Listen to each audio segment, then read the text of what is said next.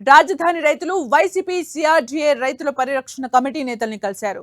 రాజధాని రైతులతో సమావేశమైన వైసీపీ నేతలు ఉండవల్లి, పెనుమాక గ్రామాల్లో భూసేకరణ వివాదంపై చర్చించారు. అనంతరం మాజీ మంత్రి అంబటి కూటమి ప్రభుత్వంపై మండిపడ్డారు. ఉండవల్లిలో ఎకరం 7 కోట్లు ఉంటే 2 కోట్లు ఇస్తానంటే ఎలా అని ప్రశ్నించారు. చిన్న రైతులకు అన్యాయం చేస్తున్నారని, రైతుల మీద జరుగుతున్న దాడుల్ని ఖండిస్తున్నట్లు తెలిపారు. ఒక్క రైతుకు అన్యాయం జరిగినా ఊరుకోబోమని మాజీ మంత్రి అంబటి హెచ్చరించారు. రైతుల తరపున వైసీపీ న్యాయ పోరాటం చేస్తుందని స్పష్టం చేశారు అంబటి. మొత్తం అమరావతిలో ఉండవల్లి ప్రాంతంలో ఉన్నటువంటి రేట్లు ఎక్కడ లేవు.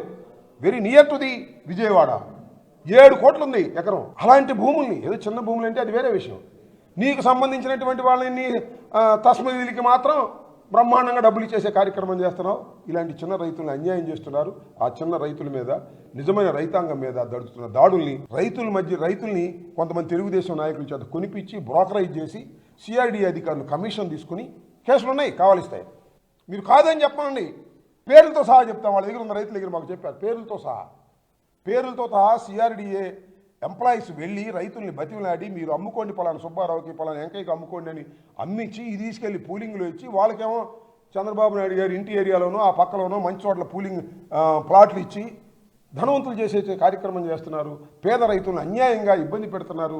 ఈ అన్యాయంగా అక్రమంగా రైతాంగాన్ని ఇబ్బంది పెట్టేటటువంటి ఈ ప్రభుత్వం మీద చివరి దాకా పోరాడతాం, వారికి అండగా ఉంటాం.